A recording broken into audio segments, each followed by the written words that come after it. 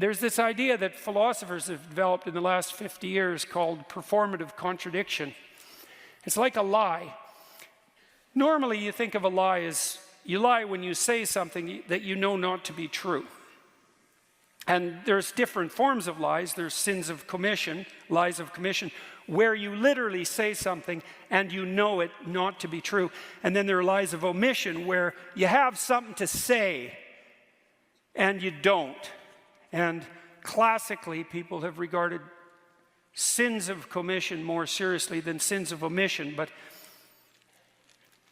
sins of omission, they're not nothing. And I've read studies that purport to demonstrate that if you ask people when they're older, what they regret most in their life, it isn't the mistakes they've made, it's the opportunities that presented themselves to them that they never took, right? That's a sin of omission. I think it's an open question. Maybe your life would be long enough, even though it's short. Maybe your life would be long enough if you took advantage of everything that came your way. Maybe you'd exhaust yourself in the pursuit of that opportunity so that you could be content with the finitude of your mortal existence. If you didn't avoid and hide things in the fog, let's say, that's rule number 3. Do not hide unwanted things in the fog. Your own future, all that opportunity. Do not do what you hate. You go to work and you hate it, right? You're forced to do things that you don't want to do, that grate against, not your lack of discipline, right? We have to get that straight, not your immaturity. You have to, if you're resentful, you got to ask yourself, are you just immature or are you being tyrannized? No, those are the questions. And the probability that you're immature is very high if you're resentful, but it's also, it's the case for everyone, right? It's like, have you fully grown up? It's highly improbable.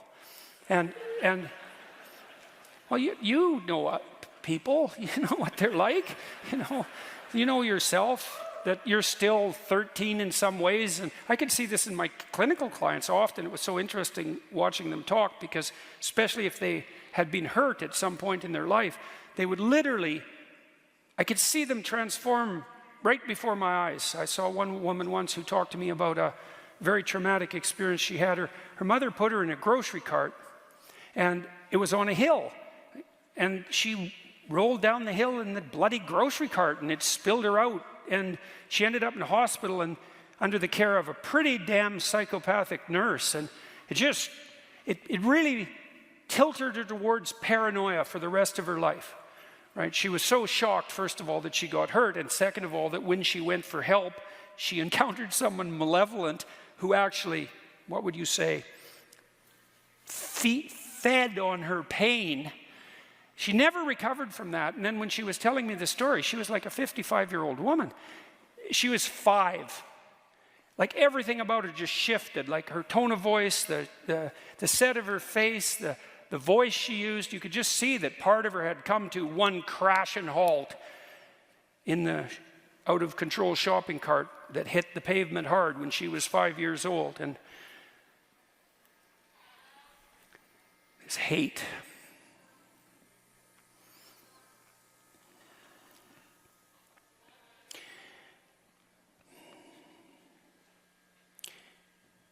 There's this idea in the New Testament. It's a very tricky idea. There's one unforgivable sin. People have argued forever about what that is. Because the idea that one of the ideas our culture is based on is that if you've made mistakes in your life, but you admit to them, so that's to confess, let's say, and then you repent, which is to figure out what the hell you did wrong and decide to do better in the future. And that can be very hard if you did something really wrong, so it's not like it's an easy thing to do. It's difficult in proportion to the magnitude of your failure to aim, let's say. But that if you do that properly, no matter how far you've strayed, that you can be set back on the proper path, right? That you can be forgiven and that you can then move ahead. And we better hope that's true, because there isn't anybody anywhere who hasn't done many things that were pretty damn dark. And if it was all only the case that we were done when we made a mistake, then, you know, the jig's up for the rest, for everyone. And so you need justice, because you can't get away with everything or even anything perhaps, but you need mercy too. And mercy is, well, the same. You apply that to your children as well. You know, they make a mistake or multiple mistakes, and perhaps even more so when they're teenagers. And the basic rule is still, you know, try to do better and you're still welcome, fundamentally. And that's a good rule. That's a really good rule. What would interfere with that process of redemption, let's say, and maybe that's your decision not to abide by the dictates of your own conscience. So you tell yourself, I shouldn't be doing this, whatever it happens to be. Maybe you don't find your job meaningful. And not that that's a simple problem. Or maybe you're really called upon to do things at work or in your family life, or just to save your good name, that really do disturb you, and yet you do them anyway. And then you practice doing that. You make that into a habit, and everything you practice, that becomes you. This is true neurologically. If you repeat something over and over, if you practice it, you build the biological structures that make you an expert at that. And so if you're practicing violating your own conscience with a performative contradiction, this other form of lie, this willingness to act out things that run contrary to your own sense of morality, right? So you act out a lie. Well, then you become the embodiment of a lie. And, well, there's endless metaphorical speculation about the spirit of the lie, right? I mean, that's one of the characterizations of the great adversary of mankind, you know, is the prince of lies. And you allow that to take up its residence within you because you're rationalizing doing what you hate, then you do that at your own peril. And if you get really good at that, maybe there's no way back. The danger of being an actor, you know, is that you become the actor and then you lose you, obviously. You replace you with that falsehood, and that will make you bitter, to lose you in the service of a falsehood. And then, you know, once you're bitter, then you're vengeful, and once you're vengeful, then you're, what's next? Fratricidal. That's Cain, by the way. And once you're fratricidal, the next step is homicidal, and the step past that is genocidal. And, you know, you can walk down all those steps, and people have lots of times. And every one of us has something in us of all of that. That's for sure. And you don't want to practice that. People are afraid of the truth because often if you reveal it, it causes conflict in the moment. Telling the truth is definitely an adventure. Seeking for sure, but also telling. Another way of going about it is to just say what you think and see what happens. That's an adventure because you don't know what the outcome is going to be. So look, there's this old idea that it's necessary to have faith in the truth. And so here's a way of thinking about that. Someone asks you a question and you might think, well, here's the outcome I want, and so here's how I'm going to answer that question. So that's one way of approaching it. But another way of approaching it is, you ask me a question, I'm going to think about the answer, and I'm just going to tell you what I think. And it doesn't matter what the outcome is, because I'm willing to see what the outcome will be, predicated on the idea that there isn't a better outcome than the one that truth produces. Even if it's harsh and terrible in the short term, and sometimes it is, it's like there isn't a better way of doing it. Now, you might say, well, how do you know that? And the answer is, well, I don't know that. That's why it's an article of faith, because I believe, and I believe this deeply, the being that you produce as a consequence of telling the truth is good, by definition, even though it's harsh and often uncomfortable, because you get in trouble. One of the things that I've really learned recently, or learned to articulate better, is that there's a very tight relationship between aspiration and responsibility. The first question might be, do you need to aspire to something? And the answer is, well, yes, because you have to do something. If you just sit there, you'll die. You can't just sit there. You have to go act out in the world. Okay, so act towards what? Well, that's whatever your aspiration is. You have to have an aim. Okay, well, what should the aim be? Well, it should be something worth doing, let's say. Why do something that you don't feel is worth doing? What do you think's worth doing? Well, if you watch other people and you judge when they're doing something worthwhile, you usually judge them positively if you see that they're taking responsibility, at least for themselves. What, do you want to be completely useless so other people have to take care of you? That's pretty pathetic. And maybe you could get your act together so you're taking care of yourself and your family. And maybe you could even do better than that and take care of yourself and your family and your community. Well, good for you. That's responsibility, and that's an aim. Well, here's one of the things that's cool about that, is that your life doesn't have meaning without aspiration or an aim. Okay, so you need a hierarchy of values. There's got to be something at the top. It's got to be something important. If you don't have that, your life doesn't have any meaning. So if you criticize the hierarchy, or even the idea of hierarchy, you destroy the idea of aspiration, and then people have nothing. Well, that's not helpful. People are built for a struggle and they're built for a weight, and you want to take on a heavy burden voluntarily. See if you can put yourself together. See what you can do out in the world while you're waiting to die. It's an all-in game. It better be worthwhile.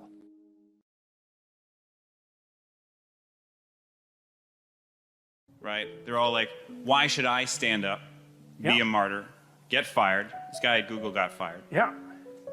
How do you convince people that there's a point to standing up when it appears to be futile? Well, the first thing I think is you convince them that it's not futile. It might be difficult, but it's not futile. If you get your words right, you have something to say, there'll be an impact of those words. It might not be the impact that you would choose. But the other thing you got to tell people is, pick your poison. You may be in a situation where you don't have a cakewalk to the Garden of Paradise. You got tyranny or famine. Those are your choices. But you get to pick which one you have.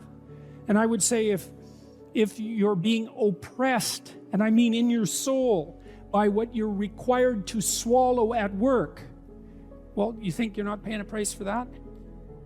You got no self-respect, and rightly so. But worse than that, you're an agent of your own destruction. You're destroying your own ideal, and you're letting people who are weak and corrupt win. And if you stood up and stood up properly, but you have to put yourself in order to do this, at least to some degree, right? You can't do it casually. You have to do it from some position of preparedness and strength. Then what makes you think you couldn't scare them back into the corners? And that would be a good thing. And, you know, the alternative personally is bad because there's a psychological degeneration that goes along with it. I've seen this with many, many of the people that I've worked with who have been tyrannized in the workplace to the absolute detriment of their psychological and physical health, right? To the point of collapse, confronting these crazy, crazy things when they were sensible people. That's a terrible price to pay, man. Like, it's a bad price. And then if the foolishness isn't dealt with at the local level, when it's still relatively trivial, then it will multiply until it's dealt with at the social level. And we're seeing signs of that already. Antifa is a good sign of that. You know, and problems that aren't solved multiply, and soon people fight. And you know, better to argue than to fight. Unless you want to fight. And some people want to fight, and I can understand why, but I wouldn't recommend it, because that doesn't lead good places. It really doesn't lead good places. So I'd say you have a duty. Maybe that's why you stand up. It's because you have a goddamn duty to stand up and just say what you have to say. You don't even have to be trying to make a point exactly or trying to get something done. It's like, this is how it looks to me. That's what that guy at Google did. He wrote this memo and he said, I talked to him today. He said, well, he went to a diversity training seminar and he thought, no, I don't agree with that. And so then they asked for feedback. So we wrote this document a month ago. This was written a month ago. Got no real response to it. Well, it bounced around inside Google until a lot of people, you know, got interested in it, and then it escaped into the outside world. But all he was doing was, he was told a bunch of things he didn't think were true. He wrote down a bunch of things he thought were probably true. He launched that out and said, well, I think these things are probably true. It's like, well, probably they're true. Well, so he paid a price for it, but maybe we'll see what sort of price he paid for it. Man, he's going to be a lot tougher in 2 years than he was 2 years ago. You know, like I reviewed this guy's document. I did that yesterday. And everything he said was validated by the scientific literature. So what has happened is that someone has been fired publicly by a major corporation for stating well-grounded scientific truths. Right. They're exactly the sorts of things that I say in my classes, for example, and the reason that I say them is because I read the literature. It's not because I'm personally happy about the facts. I think IQ research particularly is so dismal that you can't possibly read it without being seriously disheartened. If I could reconstruct the world so that the IQ research wasn't true, well, it'd sure be tempting, you know? But that's not how science works. Science doesn't tell you what you want to hear. It just tells you the way it bloody well is. And he got pilloried for revealing a good fraction of current scientific knowledge about gender differences. Okay, that's not good. And as you said, that's a big company and it controls our communication. So how about we do what we can to ensure that these large communication companies don't get to impose a factually false ideological structure on the rest of the planet. Well, you can think about supporting this guy who blew the whistle. There's a fundraiser for him online. He could use some money. He wants to sue Google. Yeah. You know, maybe we could let them know that hiring a human resources director who's also concerned with equity is probably not a good idea for a capitalist company. Why in the world would you hire your own enemies? I don't understand that. So, well, we'll see how the dialogue continues. But back to the personal, like, you need to say what you think because that's where you come from, right? And if you don't say what you think, then you kill your unborn self. That's what you do. That's what Cain did when he killed Abel. And that's why his punishment was unbearable. You know, you have things in you that are struggling to come to the light. That's the truth you need to utter. And you need to utter that truth because without that truth, you cannot live in the world. Because the world's real and you need truth to live in the world. And if you stifle your truth, well, how can that be anything but something that brings about hell? How could it be any other way? So you think, well, why should you speak up? That's easy, because the consequences of not speaking up, although delayed, are far worse. That's the reason. That's the reason. If it can't be courage, it could at least be prudence.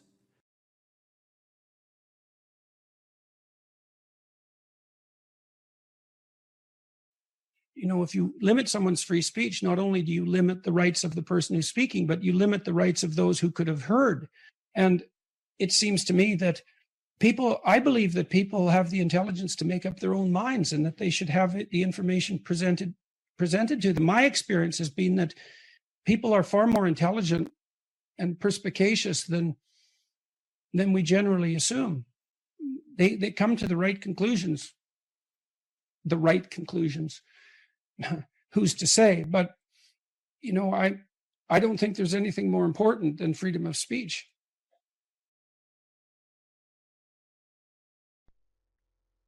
Don't underestimate the power of truth. There's nothing more powerful. Now, in order to speak what you might regard as the truth, you have to let go of the outcome. You have to think, all right, I'm going to say what I think, stupid as I am, biased as I am, ignorant as I am. I'm going to state what I think as clearly as I can, and I'm going to live with the consequences no matter what they are. That's an element of faith. The idea is that nothing brings a better world into being than the stated truth. Now, you might have to pay a price for that, but that's fine. You're going to pay a price for every bloody thing you do and everything you don't do. You don't get to choose to not pay a price. You get to choose which poison you're going to take. That's it. So if you're going to stand up for something, stand up for your truth. It'll shape you, because people will respond and object and tell you why you're a fool and a biased moron and why you're ignorant. And then if you listen to them, you'll be just that much less like that the next time you say something. And if you do that for 5 years, you'll be so damn tough and articulate and able to communicate and withstand pressure that you won't even recognize yourself. And then you'll be a force to contend with.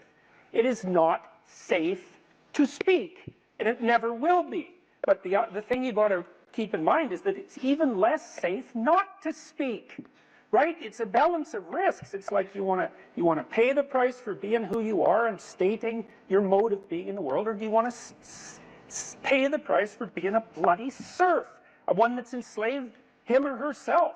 Well, that's a major price, man. That thing unfolds over decades, and you'll just be a miserable worm at the end of about 20 years of that, right? No self-respect, no power, no ability to voice your opinions, nothing left but resentment because everyone's against you, because of course you've never stood up for yourself. It's like, say what you think carefully, pay attention to your words. The price it's a price you want to pay if you are willing to believe that truth is the cornerstone of society. And in the most real sense, if you're willing to take that leap, then tell the truth and see what happens. And nothing better could possibly happen to you. There'll be ups and downs, and there'll be pushback, and there'll be controversy and all of that, but it doesn't matter. It's like, wake up, tell the truth, or at least don't lie. If that's a start, you know 1,000 people. You're going to know more than that over the course of your life, but let's say 1,000 for the sake of argument for now. They know 1,000 people. That means that you're one person away from 1,000,000 people and 2 persons away from 1,000,000,000 people. And you're the center of that network. And now the way networks work is that information propagates in a network manner. So don't underestimate the power of your speech. So that people have an inchoate longing to have the sort of thing that we're talking about articulated. And so don't be thinking you're alone. It's just that people can't talk, they're afraid to talk, or they don't know what to say. And those are real problems. So if you're reasonably articulate, like, start talking and sharpen yourself up. I mean, the enemy is a cloud. They're a cloud of gnats. They're only courageous in groups. They're only courageous in mobs. If you stand your ground and don't apologize and articulate things properly, they'll disperse around you like they're not even there. So most of it's illusion. So don't be afraid, but be afraid of the right thing. And the right thing you should be afraid of is not saying what you say, because that's the same as not being. And here you are, suffering away. You might as well be at the same time. At least then there's something to you. Where do you find the hope and the strength to continue to fight? Or for those who are listening, to get the motivation to stand up and say what's on their mind? Well, people have to have a dialogue with their own conscience. You know, if you don't imagine that you get upset with something when you recognize an obstacle in your path, and then imagine that you need a path and that you've chosen reasonably wisely, let's say, not perfectly, but reasonably wisely. An obstacle arises, you're frustrated, disappointed, ashamed, afraid. Well, you have something to do to clear out the obstacle. You have something to say. Well, then you don't clear out the obstacle because you're afraid to speak, or you're unwilling to speak. You want to defer the conflict because you hope it will go away. All that'll happen is that the obstacles will pile up. But then your life will be nothing but obstacles. Well, you need to know that. You have to ask yourself if you believe that's true. If it's true, then you don't want to remain silent. Imagine too that as you remain silent, you get smaller because you're not manifesting the courage necessary to live by your own standards. And the problem gets bigger. Well, if you're not going to speak now, what makes you think you're going to be more prepared in the future? You won't. Why is that going to happen? When does that ever happen? Well, I can't believe we're talking about school. People who say, just stay quiet in school, just get the grade. That's paying wrong. them. That's wrong. That's right. You're paying them. You don't have the courage when you're paying. When somebody's paying you and they're doing something at work and they want you to play along, you think you're going to have courage then? I mean, you've got to face it I tell as my it students happens. all the time to never, never write something they didn't believe to be true. And I know this as a psychologist too, you might think, I can get away with writing out something I don't believe for the grade and all, but there are studies of this sort of phenomenon. So imagine you have a viewpoint, and I measure that with a political attitudes questionnaire. Okay, maybe it's a viewpoint. What do we take? You're anti-immigration, just for the sake of argument. And then I ask you to write out a 500-word pro-immigration essay. And then a week later, I give you the political questionnaire again. Now, I'm going to bury it in a bunch of other questionnaires, so you don't know what I'm measuring. Okay, your belief has tilted way towards the argument that you've made, even though you don't know it. So, and it's because most of your beliefs are actually rather shallow in terms of their explicit formulation. You think you believe something, but it's pretty shallow. It's just an assumption. Now, you might act on it and all of that, but it's not well differentiated and articulated. Now, if you take one of your assumptions and you write a counterexample, you're going to articulate that. Well, then that's going to move you. And so if you think that you can write an essay that you don't believe and you'll remain unscathed by that, well, you're wrong. You won't. And if you do it 20 times, you will turn into what you wrote. That's what will happen. And it's an absolute sin in my estimation. I mean that specifically for anyone who attends university to write what they do not believe to be true. It's certainly a sin for anyone to encourage them to do that. Now, you can do that as an exercise. You can ask people to delineate out an argument that runs contrary to their viewpoint. That can be part of the reasonable process of learning. Correct. That is not the same thing as doing it for deceptive purposes to manipulate your professor because you're too cowardly to formulate your arguments properly. I talked to two of Canada's most outstanding people in the last 2 weeks, Conrad Black, who ran a huge newspaper empire, and Rex Murphy, who's probably Canada's best known journalist personality, because he's both. He's a great journalist, but he's a personality as well. And they remembered their university education. Jocko Willink as well.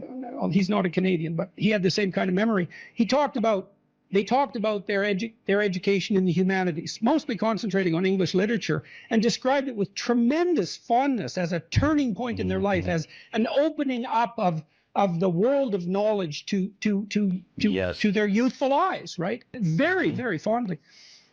Contrasted that with Yeonmi Park, who is an escapee from North Korea, very brave woman who was then enslaved in China, had a life that was just sheer hell, and spent a good part of the interview telling me how much better her life was than the lives of many people she knew. She wrote a book called In Order to Live, but the book stopped at the year 2015. So I asked her what she did. She went to Columbia, took a humanities degree, which was a dream of hers. After finishing her entire education in 1 year, her education prior to university. Cow. Right, exactly. Then she went to a South Korean university for 3 years. They're hard to get into. And then she went to Columbia. I said, what was it like going to Columbia? Taking a humanities degree from this escapee from totalitarianism who was once enslaved, got to go to one of America's august institutions and be trained in the humanities. Someone who'd been exposed to George Orwell and who was motivated to write because she read Animal Farm, understood the power of literature. She said it was a complete waste of time and money, and that she was afraid to say anything. Wow. Yeah, wow. It's a hell of a thing to hear when you're a university professor.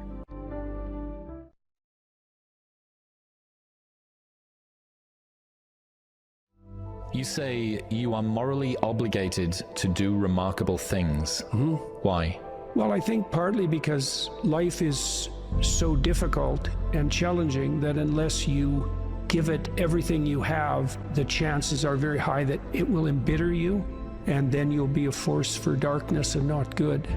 And so, the fact that life is short and can be brutal can terrify you into hiding and avoiding. You can flip that on its head and understand that since you're all in anyways, you might as well take the risks that are adventurous. There isn't anything more adventurous than the truth. So why is that a moral obligation? Well, if you hide and you don't let what's inside of you out, and you don't bring into the world what you could bring, and you become cynical and bitter, you will start doing very dark things. Not only will you not add to the world what you could add, but you'll start being jealous of people who are competent and doing well and work to destroy them. So that's the pathway to hell, really. We need to separate out the distinction between fantasy and delusion. You do have a fantasy about the future. So you have to provisionally map the future. That's what a plan is. That doesn't make it a delusion. Like, it becomes a delusion when the map bears no relationship to the underlying territory. So if you have a strategy for the future, maybe let's say that your strategy for the future is that you have 5 million YouTube subscribers in 3 years. Well, you have no evidence of the strict sort that that's how it's going to be, because anything could happen between now and 3 years from now, let's say. But there's no reason to call that a delusion. It's one hypothetically possible path of potential, and then you can make the sacrifices necessary to bring that about. So even though it's a fantasy because it maps something that isn't there, it's not a delusion. It's a delusion when you're ignoring elements of your own experience that would inform your fantasy more effectively. You're ignoring them so that you can live in a positive representation of the future without having to pay the appropriate price for it. The ultimate ideal is also the ultimate judge, because the ultimate ideal is something against which you fall far short.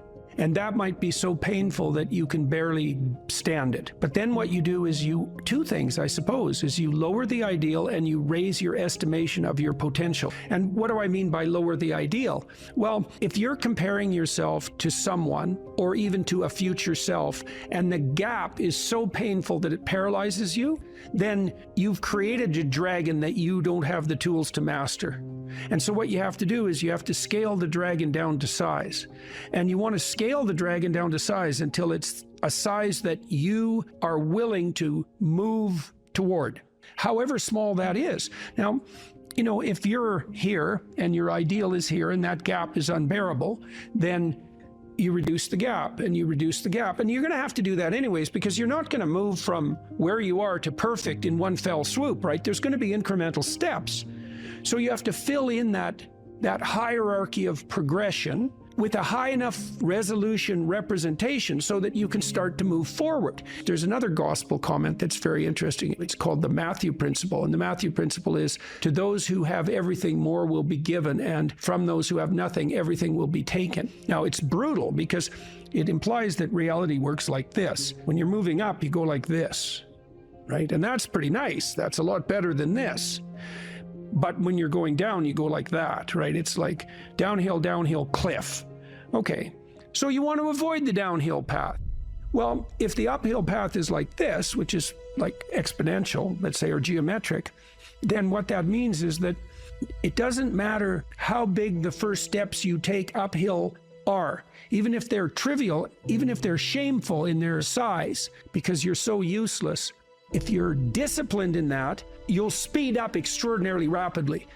And so that's the good news, you might say, is that you can take very small steps, even ones that might be shameful in their size, and you have to admit that to yourself. But once you get the ball rolling, it doesn't roll in a linear fashion, it rolls in a geometric fashion. And this is a really good thing to know, because it can take the sting out of the realization of your own stupidity. It's like, yeah, everybody has their weak sides, let's say, things they're embarrassed about. When I first started going to the gym, I was like 23, and I think I weighed 135 pounds, and I was 6'1", very, very thin, 27-inch waist, something like that. And I smoked like mad, and I drank too much. Like, I wasn't in good shape.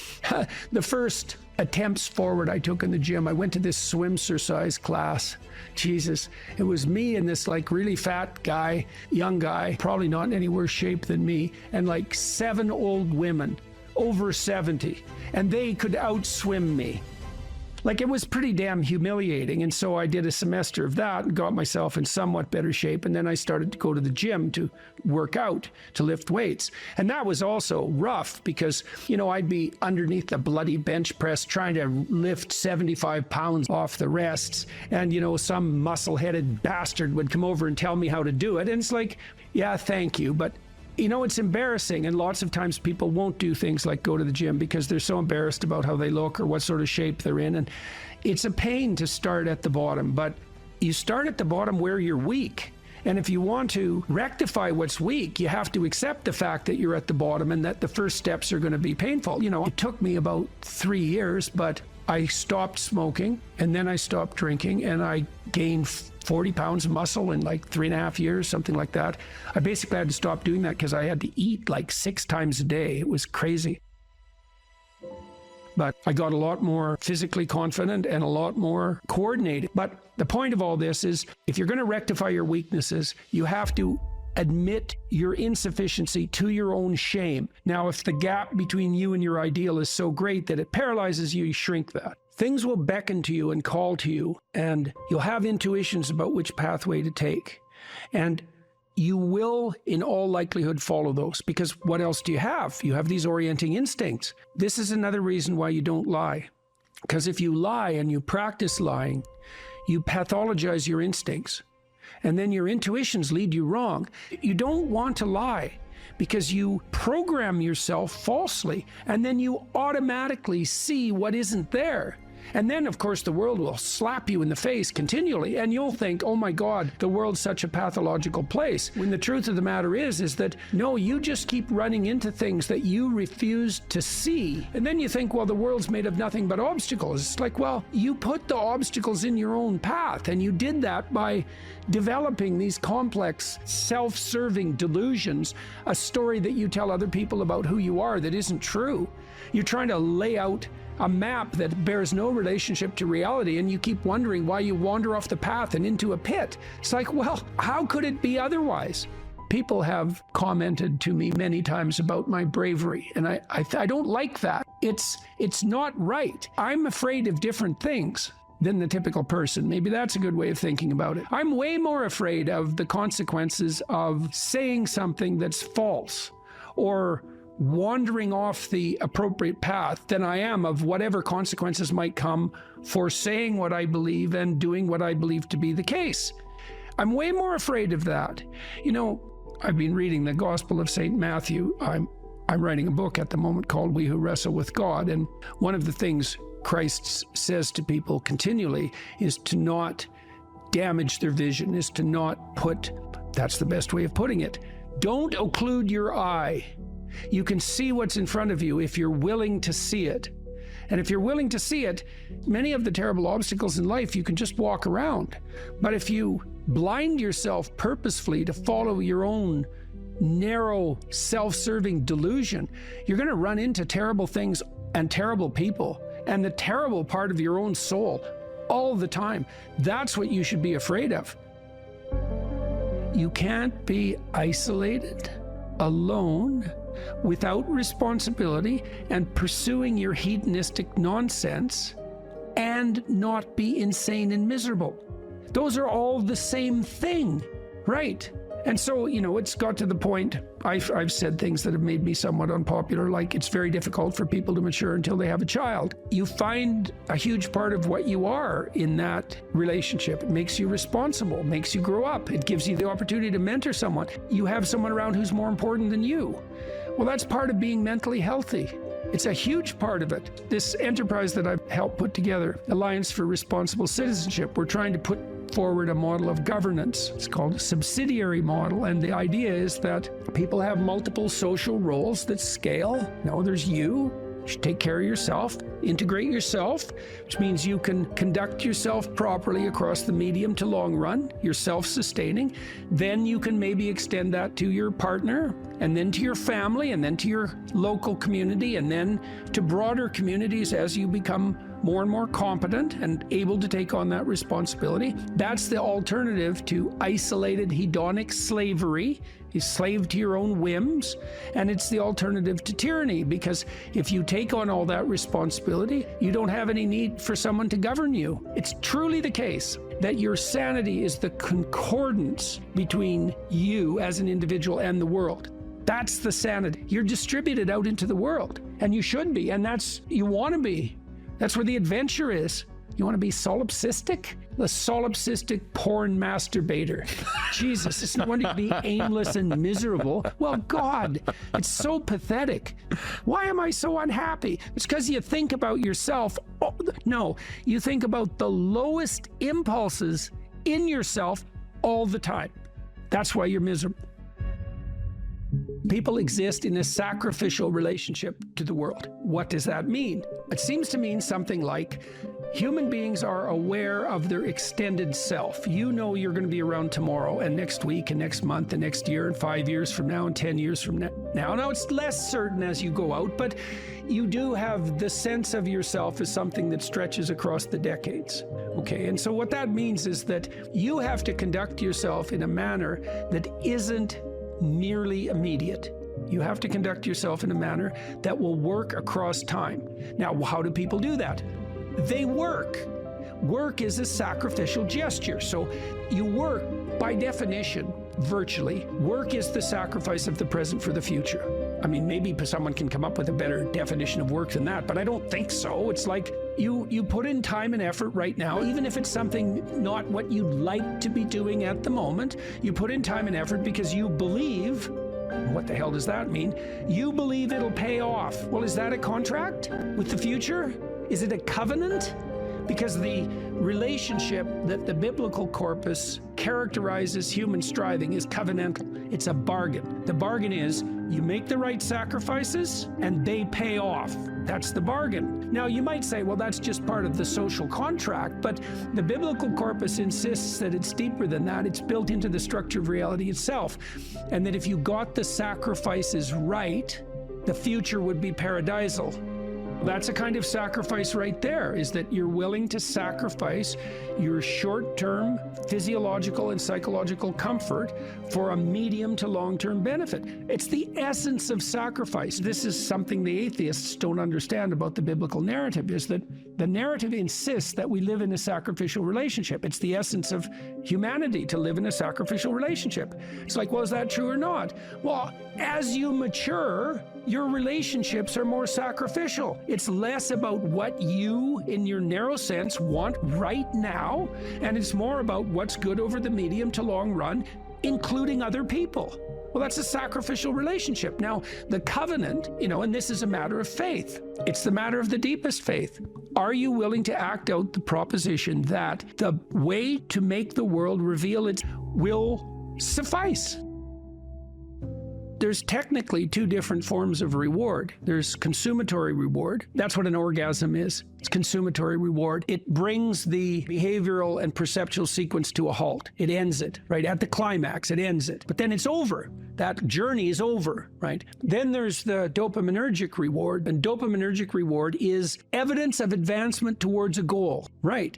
Okay, so there's a corollary to that. Well, how do you become optimally engaged? Because dopamine facilitates engagement and focus, which is why drugs like amphetamines can be used for kids who are attention deficit disorder. You tap up the dopamine response, they lock on, right? Okay, so they're locking on to a goal-directed pursuit. The problem with amphetamines is that they can lock you on so hard you can't get out of the frame. So like kids on amphetamines will obsess, for example, about cleaning up their closet. They can't switch to the next activity. Okay, dopaminergic reward is reward that's accrued in relationship to a goal. Okay, so what's an implication of that? Well, pursue the highest possible goal. Well, why? Because the kick from advancement is higher. Now, you have to balance that. It can't be, you have to advance, right? Because imagine the reward's got two components.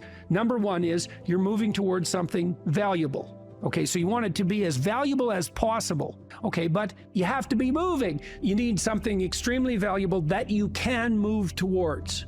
Okay, so part of the reason that you establish a relationship with God, let's say, is because that's what sets the upper bound to your vision. It's like, I want things to be the best they could be. That's a vision of paradise. Well, that has to be fractionated into, your proximal decisions, but lurking behind that should be this continual movement towards, what would you say, a heaven that recedes as you approach it. That's the proper vision of heaven. A heaven is a place that's perfect and getting better, both at the same time. That's what music shows you, because a great piece of music is perfect, but it's just getting better as it unfolds. And you need that. This is part of the problem with a static utopian vision, something Dostoevsky criticized. If you gave people nothing but consumatory reward, he famously says, so that they can do nothing but sit in tubs of hot water, eat cake, and busy themselves with the continuation of the species.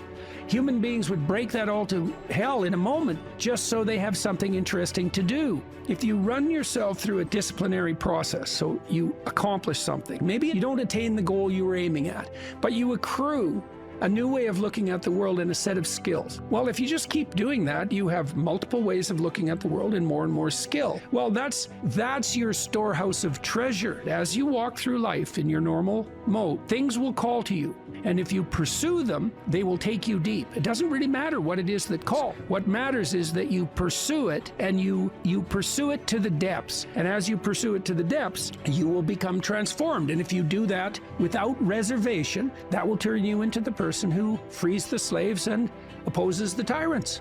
And that is how it works. That's the call. And that can happen in any direction, virtually any direction. You just have to pursue it with sufficient faith.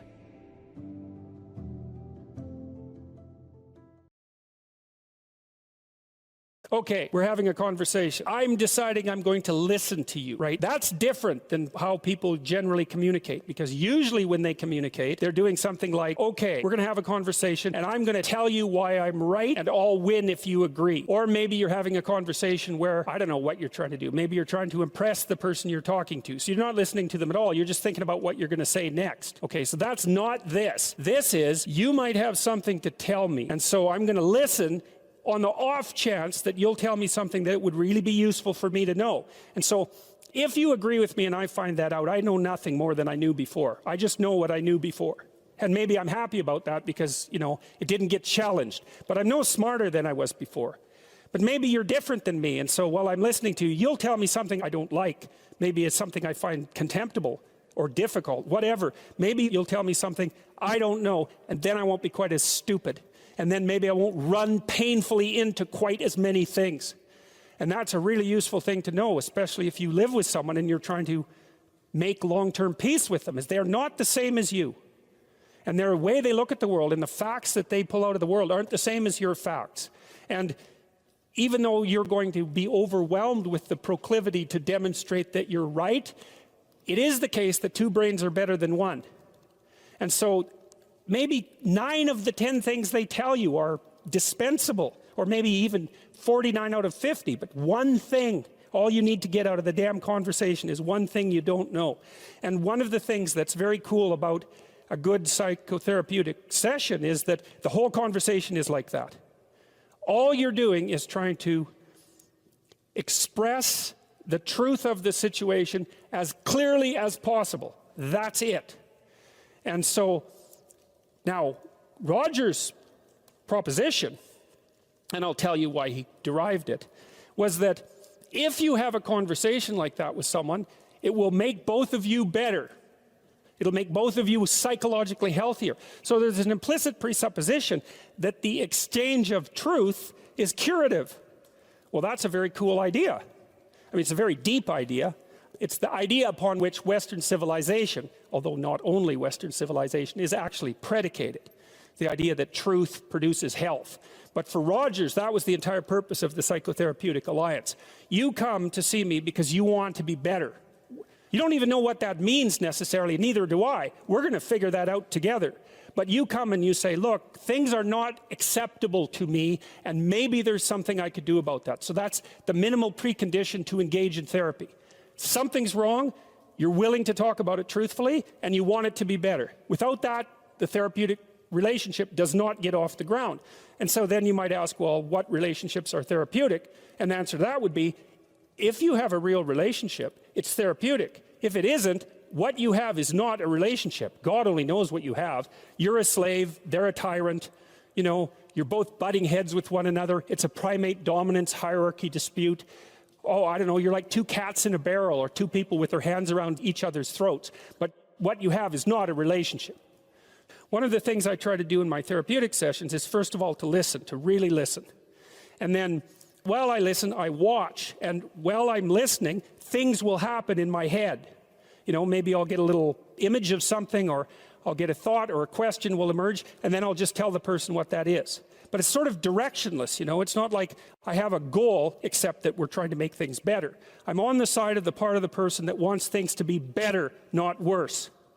And so those parts of us have a dialogue, and the consequence of that dialogue is that certain things take place, and then I'll just tell the person what happened.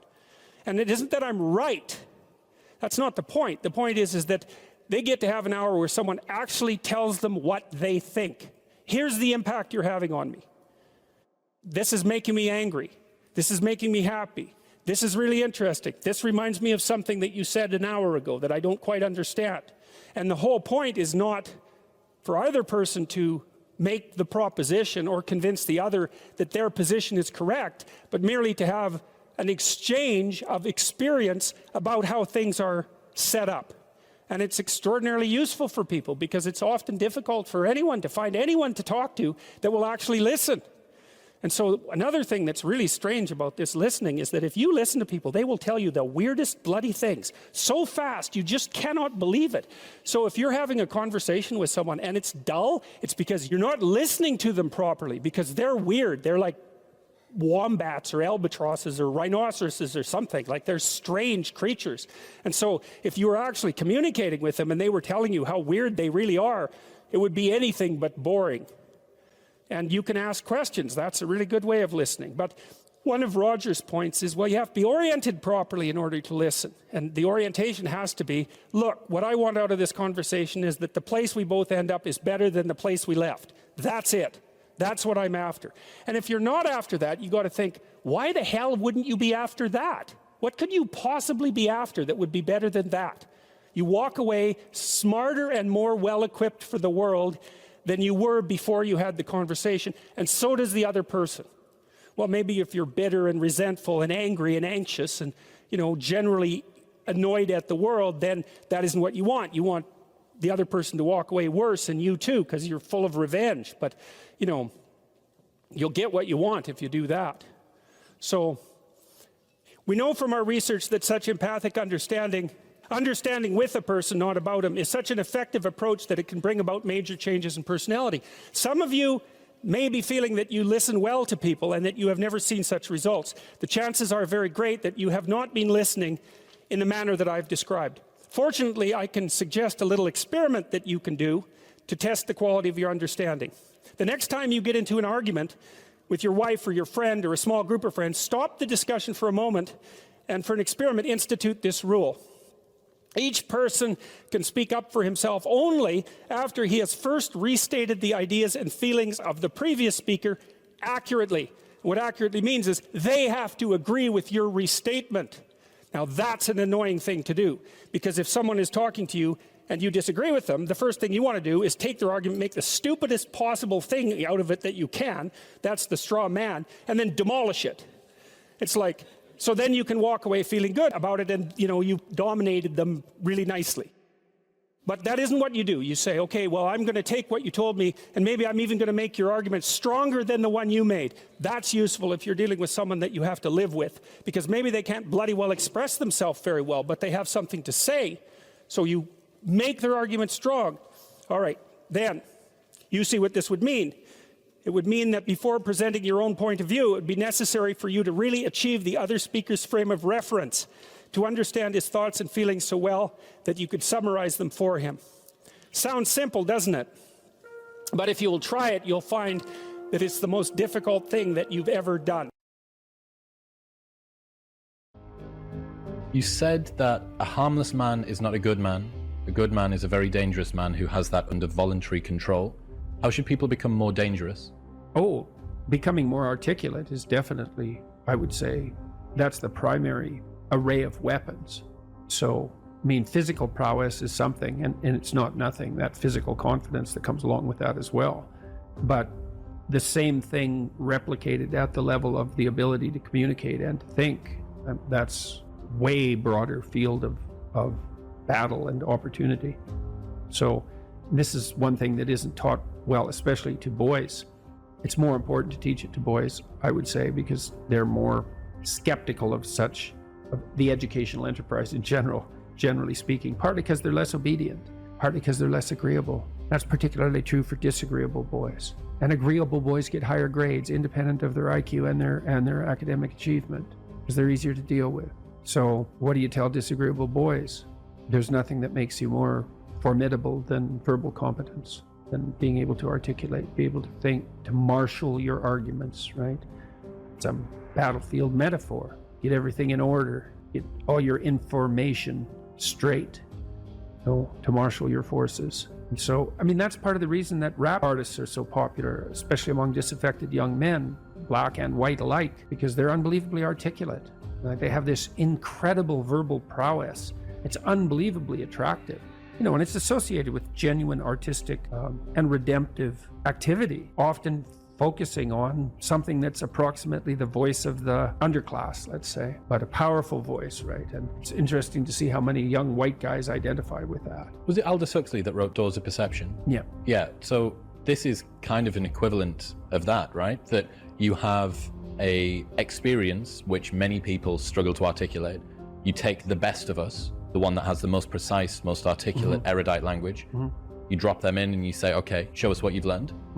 This is the equivalent, but for just a different community, a different sort of life, that maybe you don't have the ability to describe what it feels like to live on a council estate in Manchester or in, you know, one of the neighborhoods of Brooklyn or whatever it might be. And then this person can, and it feels like it's your voice. Yeah, well, you still, if you're a young man, you still feel alienated from your place as rightful heir of the proper kingdom. I mean, that's an existential truism for everyone, particularly for every young man, because he is an outsider in many ways. He's young and juvenile and not very highly valued, and then is in some sense hurt by the inadequacies of the current king, the current culture, and is easily turned against it because of that. And that's the machinations of the evil uncle. That's the King Arthur story. That's the story of Horus and Osiris. It's an ancient story. It's the story of Sauron, and it's there all the time. And you see in that, in rap music, in hip hop, all of that alienation being given an articulated voice in an artistic sense. And that's a good example of the power of verbal facility. And that's the route to, let's say, marketing education to young men. It's like, you want to take your rightful place in the kingdom? It's like, get your tongue straight, man. Get it under control in the highest possible sense. We went to a comedy club, Tammy and I, in New York, the Comedy Cellar. It's a great comedy club. And the last comic was an English guy. And he was not particularly physically prepossessing, and he made a lot of jokes about that, and it was quite funny. And then he divided the audience into 5 sections, and he asked each section to toss up a topic, just to yell out a topic. And they were like random topics like the Kennedy assassination and electric lighting before 1890. Those were 2 of the topics, and the other 3 were just as diverse. And then he put on some beats, and he did about an 8-minute rap. Every verse rhymed, and he tied the whole thing together at the end and ended at the end of the music, all spontaneously. It was unbelievable. And that's logos, man. That's the redemptive power of the logos right there. The magic word, the sacred word, just manifesting itself on stage. There's something very impressive. Something about that does feel dangerous as well. Not in a, I need to be concerned and this should be contaminated and walled off, but in a way that you think that person has so much competence that it's flowing out of them, and you almost feel competent by being around them. So but you certainly feel competent by appreciating it. Yeah. Right? Because it speaks to the part of you that is capable of appreciating such things. You think, wow, that's really something. That's an amazing display. That's an amazing thing to see. Amazing, right? A very interesting word, amazing. And you're trapped by the charisma of that. And that charisma, that's not nothing. That's a signal of something redemptive occurring. That accounts for virtually all of the attraction of hip hop and raps. The articulated voice of the struggling but worthy underclass. I suppose that's a good way of putting it. But those who are alienated from their rightful place. And so that verbal prowess is one of the ways they struggle up towards the light and that's a good example of that, of having that danger under control, because it's a dark genre in many ways, right? There's a real undercurrent and air of violence that surrounds that and its culture, like the punk movement in the UK back in the late 70s. Same sort of thing, but that capacity to express that in a poetic manner, in a compelling manner. Johnny Rotten was great at that. He was so intense. He has a song called Rise, which I used to show my clients all the time when I was starting assertiveness training with them. I'd put on Johnny Rotten's rise, and the line in there is anger is an energy, and he's got these unbelievably intense eyes. Anger is an energy. You bet. And John Lydon, man, he could channel that like almost no one I've ever seen. He'd get that anger built up inside him, and then it was completely under control, and he expressed it in his music, and he's absolutely captivating, unbelievably charismatic. And I really liked his music, that raw anger in the music.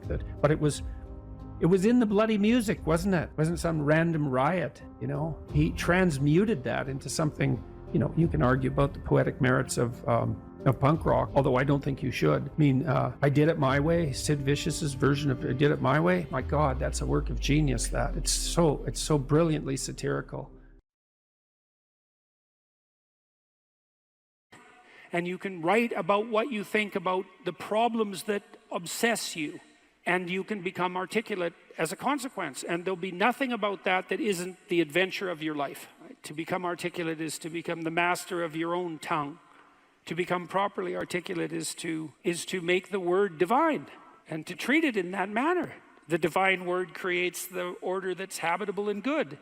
And if you do believe that, go all in. See what happens if you become articulate. The most dangerous person is one who is articulate. What would you recommend to one who wants to learn to speak in a more articulate manner?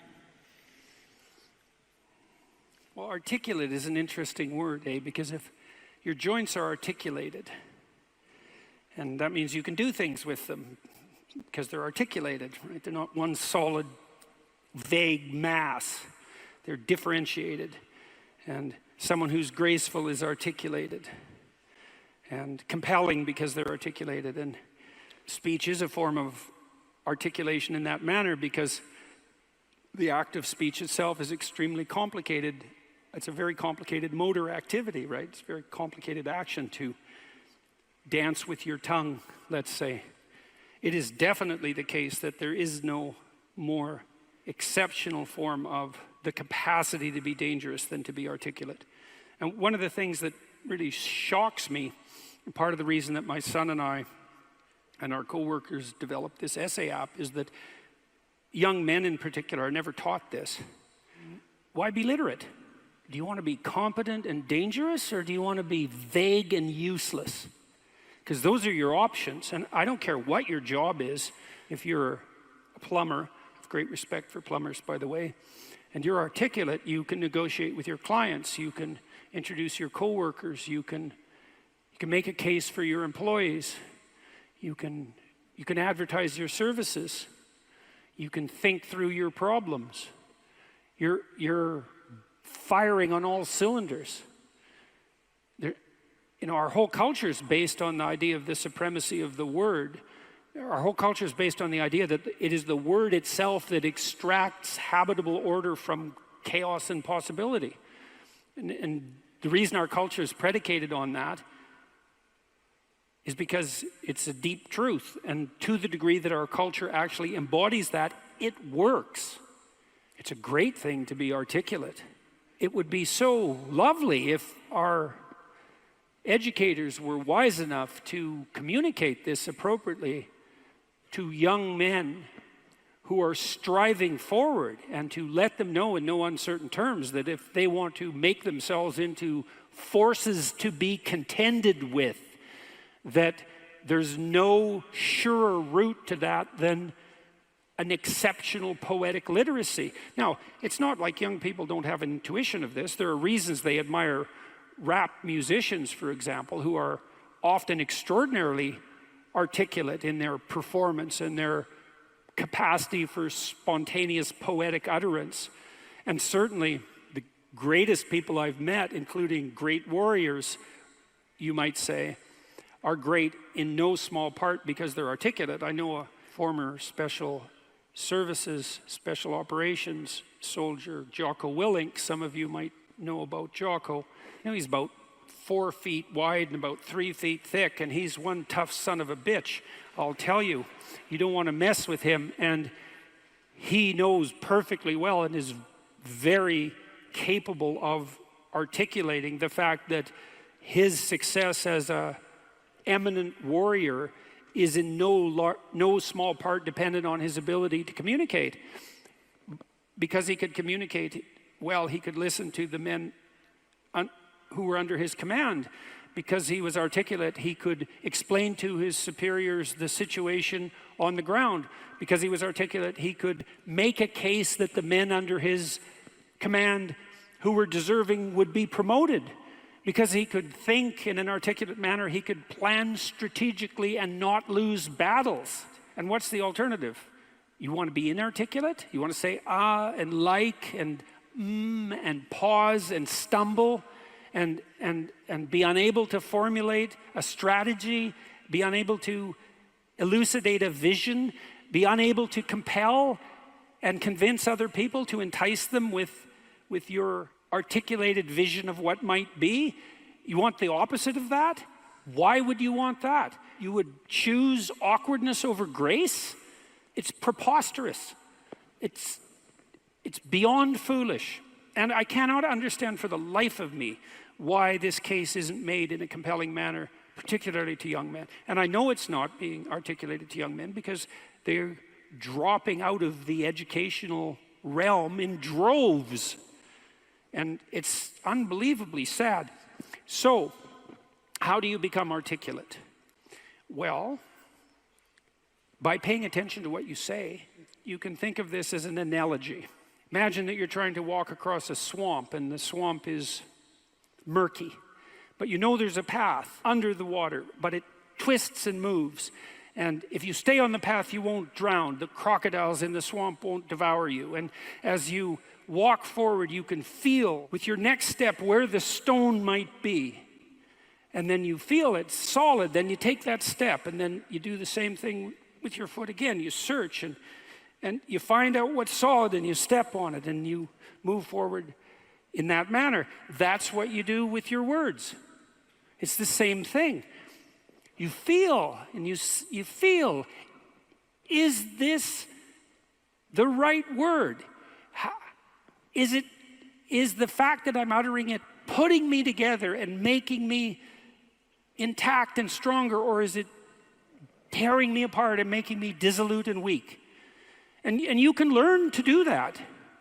I learned this in part from reading Carl Rogers, who's a great clinician, and Rogers believed that the integration of language and action was a necessary precondition for operation as an effective clinician, that you had to align what you said with who you were, and that one of the things that your clients would be evaluating you for was that capability. And you might say that someone with that capability manifests themselves as genuine and trustworthy. And more than that, I would say also as compelling and interesting, although that can be gamed. You feel your way. I noticed 40 years ago when I started thinking these things through that much of what I said actually made me feel weak. I didn't know why exactly, but sometimes some of the things I said didn't have that effect. They weren't accompanied by a sense of shame, let's say. They weren't accompanied with a sense of vulnerability. They were solid. And at the beginning, that was probably only about 5% of what I said. The rest of it was instrumental. You know, it was language I was using to get my way in the manner that Tammy described when she introduced me tonight. There was an arrogance in my use of language that had to do with the desire to attain proximal victories, right? To appear smart, let's say, to win an argument, something like that. A very different idea than merely feeling my way along to see what word was appropriate for what moment. But you can learn to do that. And you can listen to yourself, and you can stop humming and hawing and using like and you know and fillers.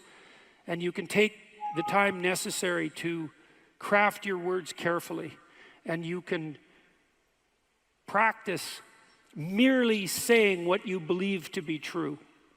And you can read. And you can read great writers. And you can write. And you can write about what you think about the problems that obsess you. And you can become articulate as a consequence. And there'll be nothing about that that isn't the adventure of your life. And so it's a moral endeavor in some real sense. Right? To become articulate is to become the master of your own tongue. And to become properly articulate is to make the word divine. And to treat it in that manner. and to decide whether or not you believe that it is the case that the divine word creates the order that's habitable and good. And if you do believe that, well, go all in. See what happens. See what happens if you become articulate. I'll give you one more small example. Tammy touched on this in the introduction too. She said she'd learned to pause. You can pause. It's a prayerful pause in some sense. When you're in a discussion with someone, you can ask yourself, they might present you with a question or a conundrum or a proposition, and instead of responding with what you know to be right, so to speak, you could just ask yourself, what do I actually think about that? But it has to be a real question. It has to be the kind of question that you'd pose to someone you didn't know. It has to be a question predicated on the idea that you might not know who you are and that you could ask. And so someone will present you with a question, you think, okay, what do I think about that? But you have to want to know the answer, and then the answer will make itself known, because that's how thought works, and then you can just communicate that answer. And if you do that, you'll be interesting right away. You'll be interesting to the person that you're talking to. And if they do that to you, they'll be interesting too. And then if you both do that, you'll have an interesting conversation. And if you have an interesting conversation, you'll both grow as a consequence. And that's actually the pathway to growth. And you just wait. You can wait. You can open yourself up to the possibility that what needs to be said will make itself manifest, if that's what you are striving for, if that's what you're asking for. And then you can merely communicate that. You have to abandon instrumentality to do that. So one of the reasons Joe Rogan is so successful, by the way, he just asks questions. He isn't trying to get something from his guests. He's not trying to become more famous. He doesn't need any more money. There's no instrumental utilization of language in his discourse. He's just a humble lunkhead, you know, in the most profound sense, who would like to know more than he knows, and who asks all the stupid questions he can think up.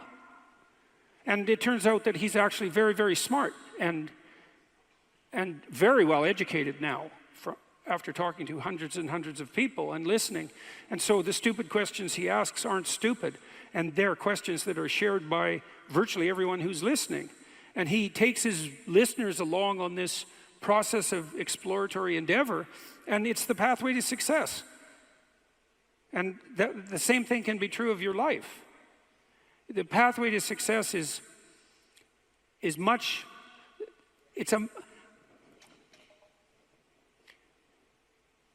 if you're guided by the spirit of honest inquiry and every word you say is reflective of what you believe to be the truth, then the pathway that you walk on is a golden pathway to success. And I know that. I know that to be true.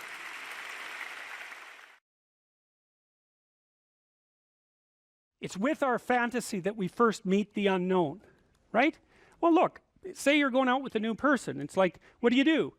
You project a fantasy on them, and then you fall in love with the fantasy. And aren't you stupid? Because you're going to find out that the match between your damn fantasy and the actual person is tenuous at best.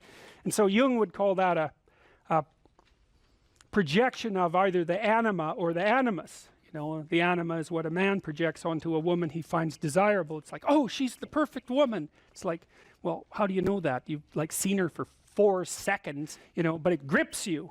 And the same thing happens in the opposite direction. And it's an action of instinct, you know. It's like you fall in love with the image.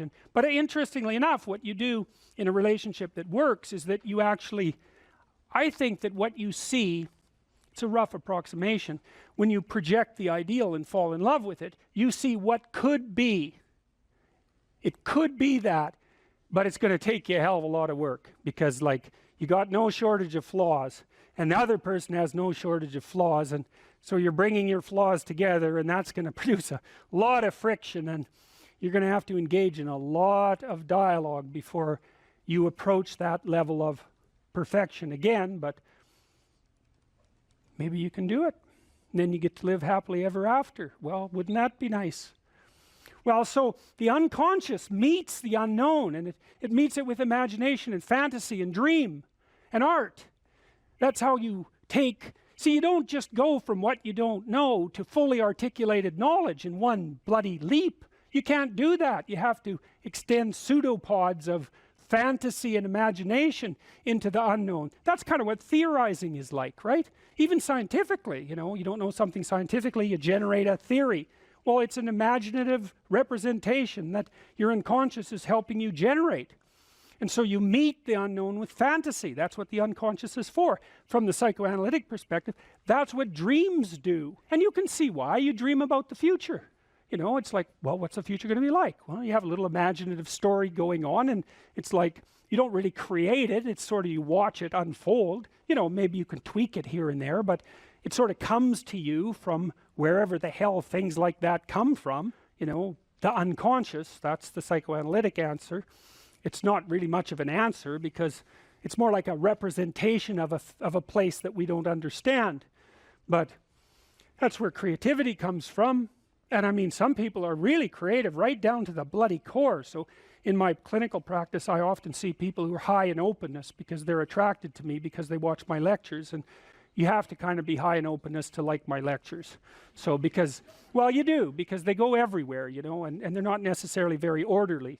So anyways, lots of my clients are really high in openness, and they're funny people often, especially if they're smart, because sometimes they have the most nihilistic intelligence you can imagine. It's just self-critical and nihilistic and brutally brutal, man, and smart. And so they just criticize themselves out of existence. And so often I have to just try to get them to quit listening to their chattering self-critical rationality and go out and create something, you know, with their massive creativity. And as long as they're doing that, they're engaged in the world and happy as hell. But as soon as that self-critical rationality comes in and shuts down the creativity, they're just like walking corpses, you know.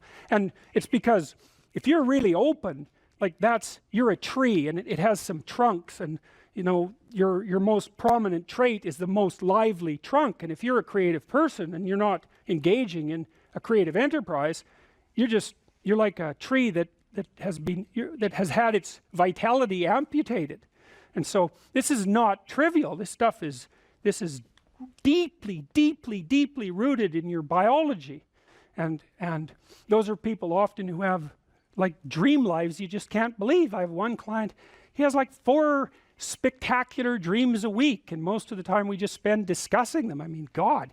And I had another client who could be lucid in her dreams, which is more common among women. She could ask the damn characters what they represented, and they would tell her. It was like, okay, that was pretty weird. And like a lot of the things they told her were really helpful, and they were not things that she wanted to hear. She basically, one of them told her if she was going to live, she'd have to go visit a slaughterhouse. And the reason for that was because she was raised as a little princess and protected from horrible Mother Nature until she hit puberty, in which time she turned into an evil villain, because that's how the family worked. Perfect child, evil teenager, overnight. And then, well, that was hard on her, and she wasn't prepared because she thought the world was princess world, and, you know, she couldn't go through a butcher store without having a fit. And no wonder, you know, like really, Jesus, you know, it's no wonder, but you do it. But she couldn't, so we used to go to butcher stores, and that would make her cry, and that she was a vegetarian, that would make her cry, and, you know, bemoan the cruelty of the world. And it's like, yeah, fair enough, man, those are bloody slabs of meat. It's like, I don't know why everyone isn't screaming when they walk through the butcher store, but you got to get used to it, man, because you can't live in the world otherwise. And so the dream character, who was a gypsy, told her that she had to go visit a slaughterhouse, which seemed rather impractical.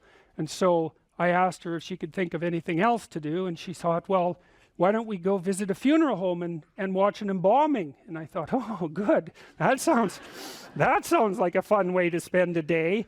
And so I phoned up a funeral parlor, and I said I had a client who was terrified of death. Yeah, and I was a therapist who was also a little shaky on the concept myself.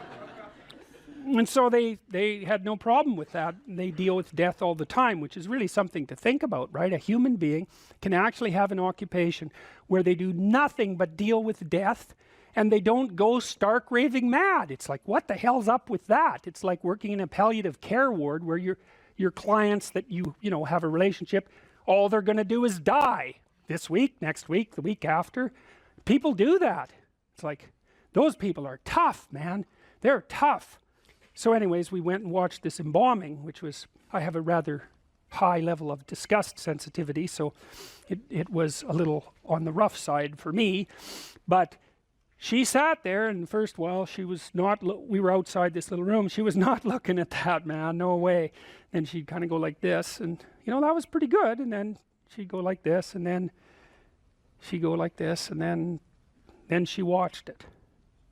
And then she asked if she could go in, and she put on a glove and she touched the body, and she didn't have a fit, she didn't have a panic attack. And so she walked away from there learning that there was a hell of a lot more to her than she thought there was, and that she could see things that she didn't think she could see and live. And after that, she sort of had a touchstone. It's like, well, I'm kind of afraid of this. Well, is it as bad as going to see the embalming? No, it's not that bad. Well, I guess I can do it. It's like an initiation, right? She had an initiation. And so did I, you know. And I learned a lot from doing that. I learned that one of the things you need to do if you're going to be a human being is to prepare yourself to be useful in the face of death. And so when you have a parent that dies, which, you know, shatters people's ideas often, they can't even think about it. If you can't even think about that, man, you've got some thinking to do. Because you need to be able to at least think about that, because otherwise you're just going to be a wasteland when it happens. And you never know, you could even have a higher ambition. Maybe you could even be useful when it happens, instead of being part of the heap of destroyed people who also have to be taken care of. You know, and that's brutal. You have to be brutal to be useful in the aftermath of your parents' death. You know, you don't get to crumble and fall apart, and no, you have every reason to. So you got to be kind of some tough monster to manage that. But do you want to be useful in the face of tragedy, or do you want to be pathetic? And so the psychopath will use his ability to fool you as proof of his own grandiose omnipotence, omniscience, and narcissism. And the problem with that is that you can be fooled by a psychopath, and virtually anybody can.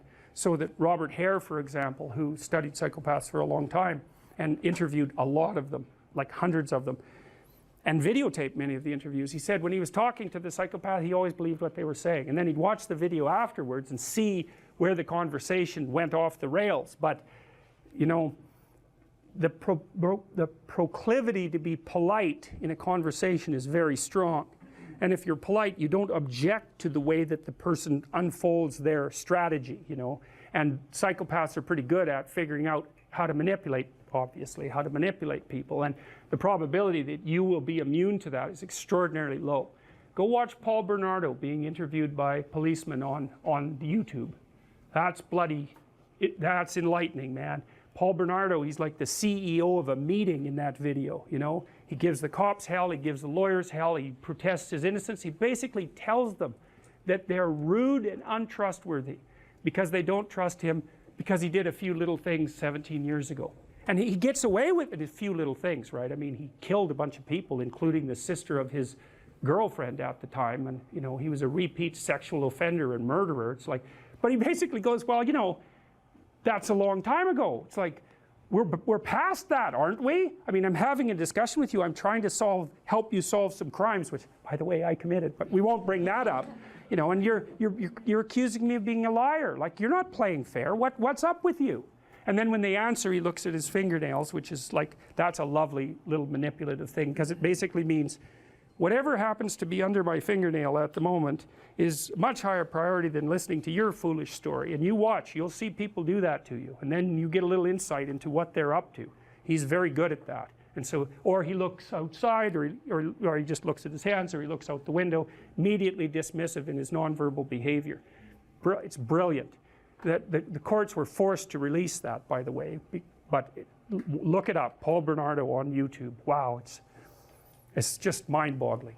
He's so good at what he does. And he's good looking and he's charismatic, and you know, he can really pull it off. And you can't tell what's happening with the cops and the lawyers, whether they're just letting him play as a routine to get some information from him, or whether he's actually setting them back on his heels. And I suspect it's a bit of both. But it's masterful performance. If you didn't know who he was and you were watching it without the audio, you'd think he's the CEO of some company giving his employees hell for not being up to scratch. That's all his body language, his eye contact, everything just speaks that. It's amazing. A narcissist, as far as I'm concerned, and you tell me what you think about this. So a narcissist fundamentally is someone who manipulates to achieve unearned reputational status. Now, so I know that needs to be fleshed out, but that seems to me to be something like at the core of it. And perhaps the reason that works is because once you establish a social hierarchy that's functional, the higher you are in the hierarchy, the more resources accrue to you. And for men in particular, that also involves reproductive success, because the best predictor of mate access for men is relative position in a hierarchy. It's a huge predictor. Now you can mimic that as a narcissist, right? You can make a show of yourself. You can display a confidence that would normally be associated with competence, but it's not real. But it's real enough to fool people, right? It's real enough to fool naive young women, for example, and it's real enough to allow you to maneuver into positions into high resource positions. So is that in keeping with your conceptualization of narcissism? Yeah, there's so much here I'm going to take this in pieces.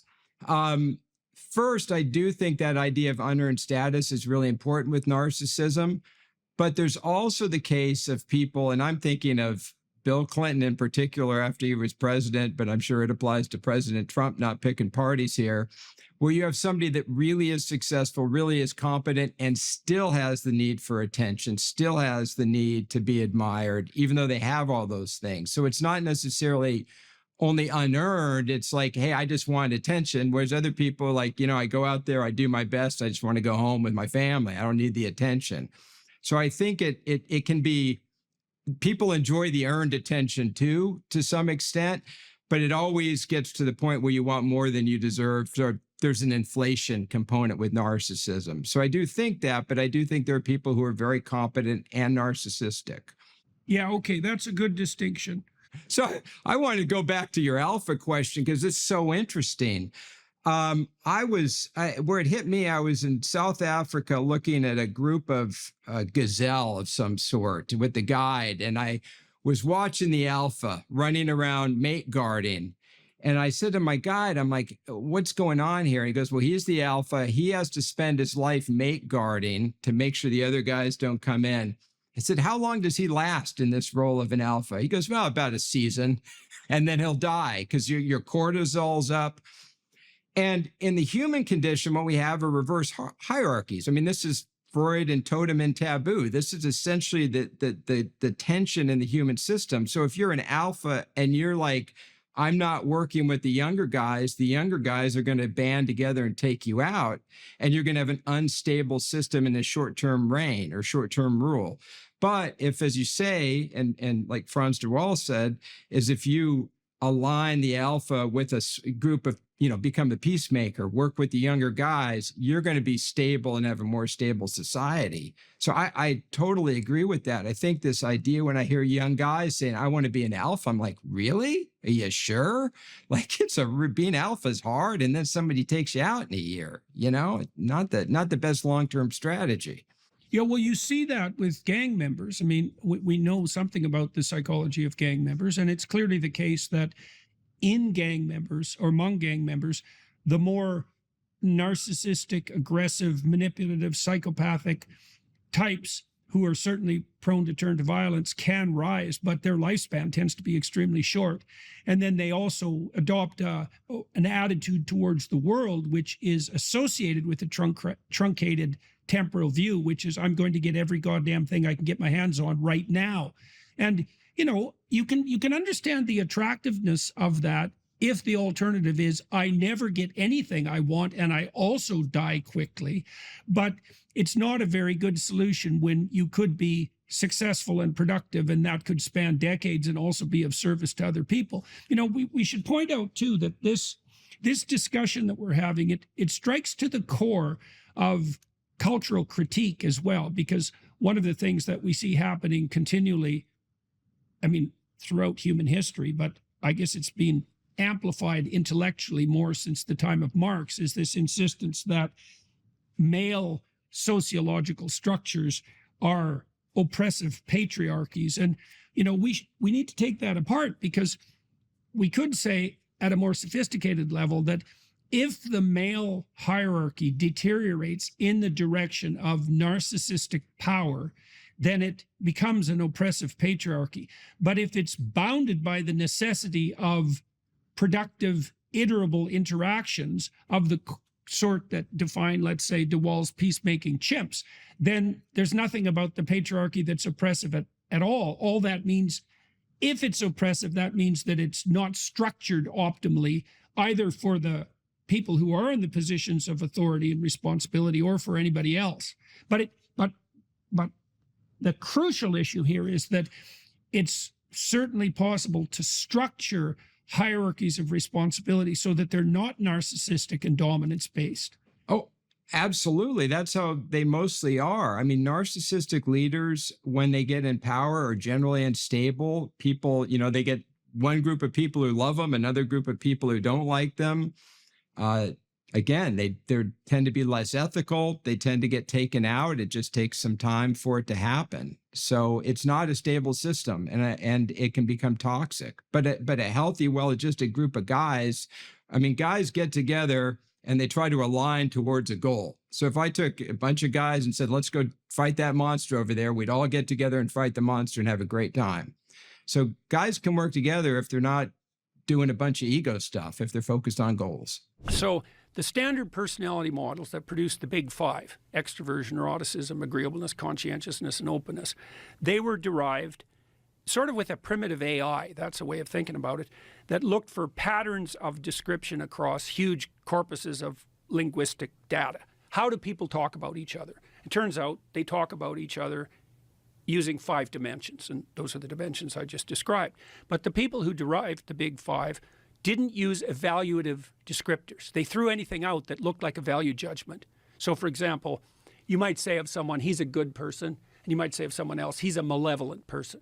Those descriptors weren't included in the big five corpus because they were trying to derive a model of normative personality. Okay, so, but that meant that the pathological personality wasn't encapsulated or well defined. Now, this guy Robert Hare, who worked at University of British Columbia as world's leading authority on psychopathy, and he interviewed hundreds and hundreds of psychopaths and was always fooled by them, by the way. And then he had a student, Dale Paulus, who works at UBC, and Paulus developed a model of personality that was based on pathology, like on the dark side. And he called that the dark triad. Machiavellianism, that means Machiavellian is someone who, so let's say if I was Machiavellian in our discussions, what I would have done was think, before I came here, I thought, well, you know, what can Joe offer me? And then I'd think, well, how can I play Joe with my language so I'm most likely to get what I'm, you know, the narrow, impulsive, selfish thing that I'm aiming at right now. So that's how a Machiavellian operates. A narcissist, that's the next part of the dark triad, is someone who wants social status without doing any of the work. They want all the attention. If you're dating a narcissist or in a relationship with a narcissist, they'll alienate all your family members and your friends so that they get all the attention. And that'll just be the first of the games they play with you. Yeah. Then you have psychopathy, and the psychopaths are parasitical predators.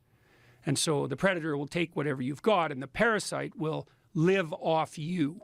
And then here's a parasitical ideological statement. Property is theft, a classic Marxist trope. Why would you say that? Well, if I want to live off you, the way I'm going to justify that ethically is by claiming, well, you know, Joe, look how privileged you are. You've got all this money.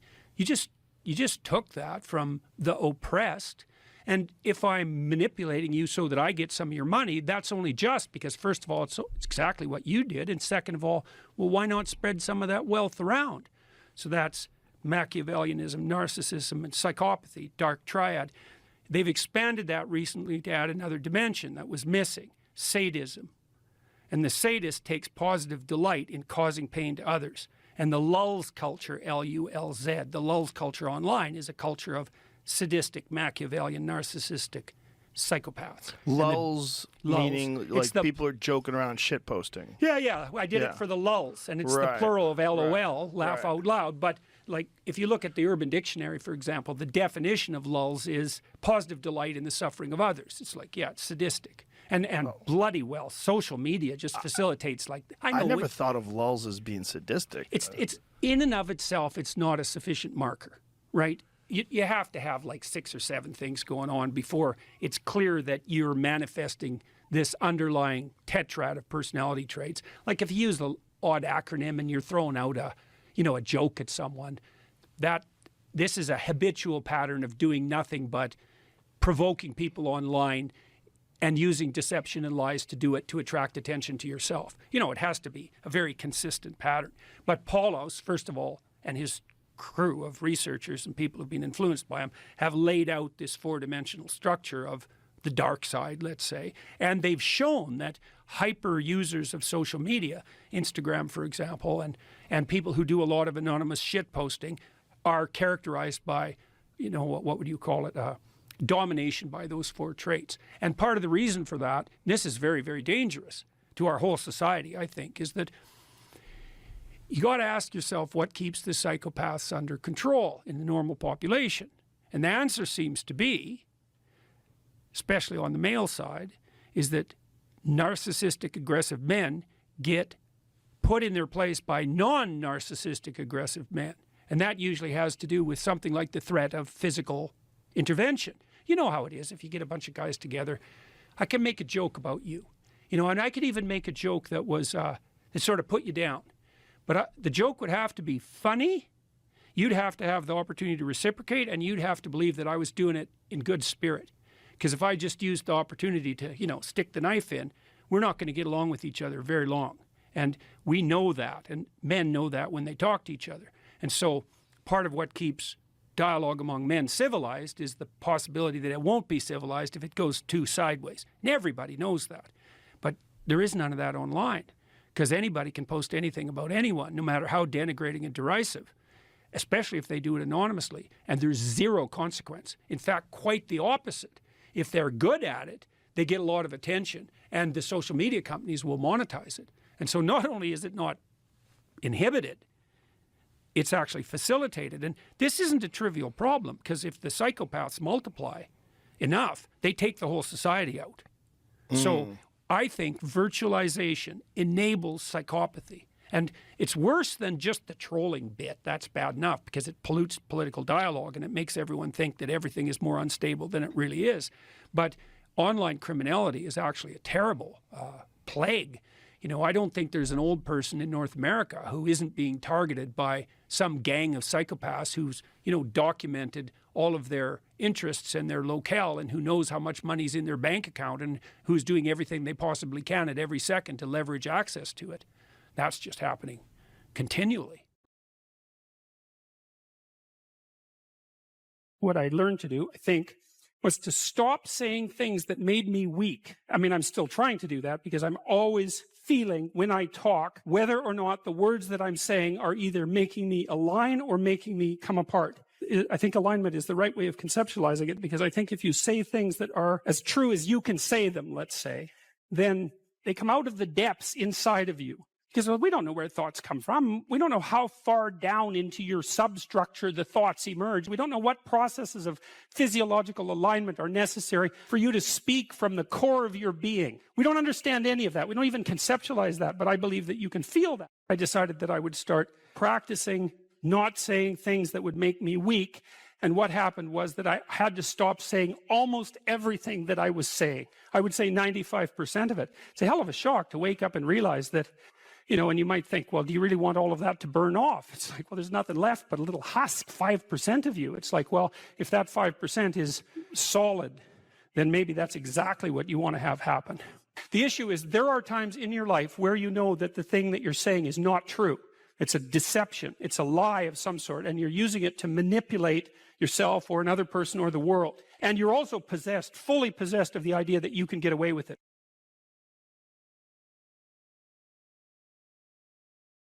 Look, let's say you're socially anxious. Okay, so what happens when you're socially anxious?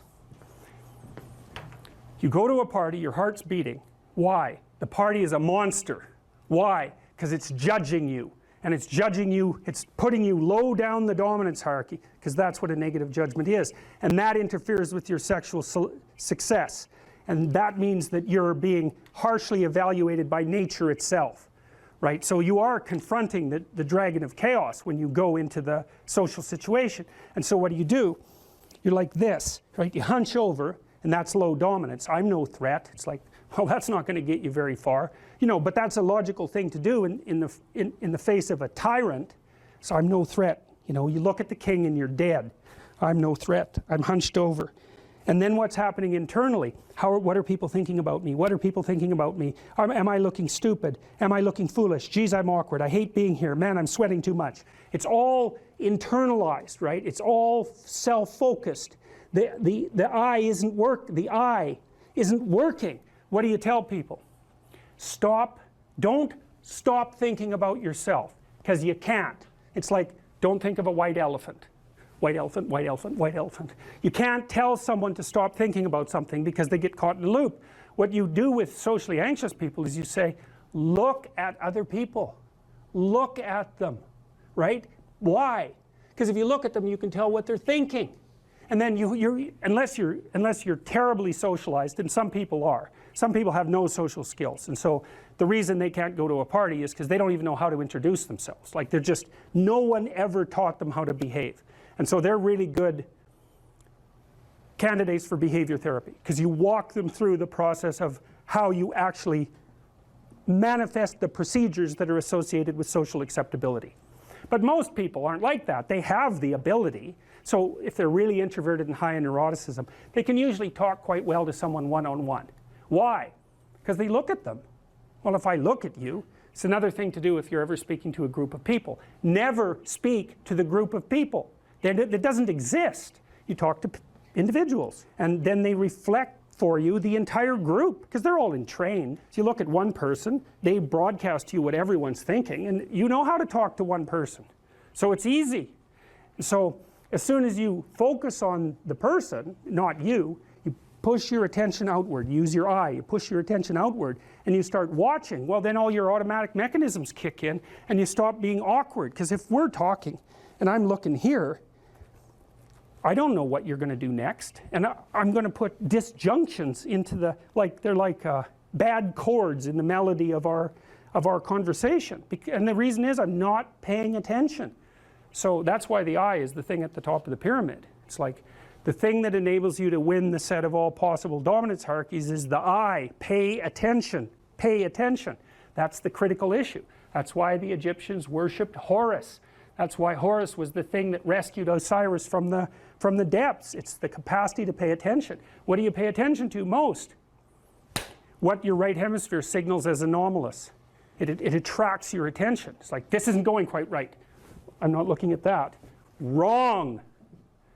That's what you look at. That's what you look at. What's not going right, because that's the terrible monster that might eat you, but it's also the place you get all the information. So that's why it's useful to have discussions with your enemies, because they will tell you things you do not know. And that's such a great thing, because if you don't know them, well, you're not very smart, are you? You know, there may be a time when you go somewhere that's the thing you need to know. And maybe your enemy will tell you why you're such a fool, you know, and a bunch of other things that aren't true too.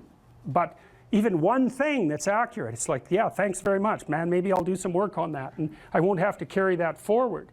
So, and then that's part of the reason, again, why the terrible predator, it's always the terrible predator that has the gold. It's like, it's the person who delivers the message you do not want to hear. So it's rough, but it doesn't matter. Life is rough. So I'd be interested in hearing some more impressions. If you'd be kind enough to deliver some of them. What are your favorites? Let me conjure up the gods here. That is what I'm trying to do, when I'm doing that. It's like, let's get those words out of the chaos. It is helpful when I saw you looking up, because everybody has this shame when they're thinking, and you look down. So that's a habit I pulled from you. You're not even in my impressions, but it just conveys confidence when you're thinking to go, you're going to put your head up and make yourself vulnerable, opposed to, what did she like in bed? I hadn't really thought about it as a more open posture, but that's right. It is a more open posture. Well, and you're also, turning your eyes heavenward symbolically, and you embody your meanings. That's the deepest sense of meaning, is what's embodied, right? What you're actually acting out. And it is a form of searching for the words, to find them, not to calculate them, but to find them.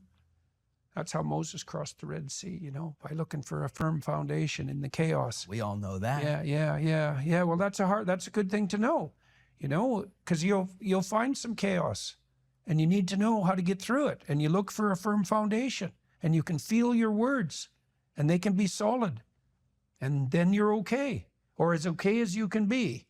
And so, okay, so. Or as Donald Trump says, Rosie O'Donnell, what a fat pig, right? What a fat pig. Did you see his video about him talking about Ozempic? No. Oh my God. No. Oh, this will cure any depression. I would say get rid of those Xanax and go watch. It just surfaced. I was in bed sick the other day and I just cried laughing. He's talking about a friend of his who's on Ozempic. And he's like, I have this friend, he's a billionaire, right? And he takes the fat shot drug, right? The fat shot drug. And he's in London. He says, it costs $12. I'm here getting the fat drug, the fat shot, and it costs $1,300 in the US. And he's calling Ozempic the fat shot. And I just thought, that's the funniest thing I've ever heard in my life. He's very underestimated as a comedian. He's starting to get the credit, I think. I think he is. He's very funny in a Bill Burr sort of way. When Bill Burr was particularly funny. Right. When he was a little funnier, right? Now it's talking about Black Lives Matter, right? These white guys, these Jordan Petersons, right? These pseudo-intellects, right? On a Monday doing the podcast now, he's brutal, right? He's always getting gum off his fingers, right? What is he doing? What is he, tickling a child? No, it's brutal. It's brutal. No, I used to love Bill. Yeah. That was one of the first I did. Yeah. Bill Burr. That was good. Oh, you know that. I did a Bill Burr master class. I did the whole prosthetic bald thing, and it was him teaching young comedians how to do comedy, and he just would lose his cool, and just grab the microphone from him. So I booked a studio like this. That was one of the blessings of, I guess, not getting an agent and all that stuff, was I had to just make my own stuff. Yeah, you had more freedom? Yeah, so that was one of the first, was the Bill Burr teaching kids. Show me some more. Oh God. What else do I do? All right, this is Owen Wilson. You know Owen Wilson? Owen Wilson, if he was a dog. Okay. Let's see.